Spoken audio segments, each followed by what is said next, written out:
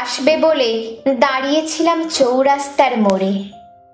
কেন সে আসে না, আঁখি ছলছল, বুক ধড়পড় করে।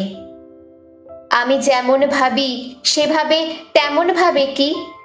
সারাদিন তার ভাবনায় চঞ্চল, মন ঘুম চুমে না আঁখি।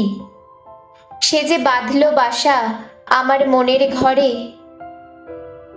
কোনো কিছু লাগে না ভালো, ভালোবাসার একই জ্বালা। সব কেমন কালো কালো, কখন এসে দেখাবে উজালা।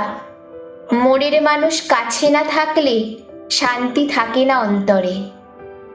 সে আসবে বলে দাঁড়িয়েছিলাম চৌরাস্তার মোড়ে।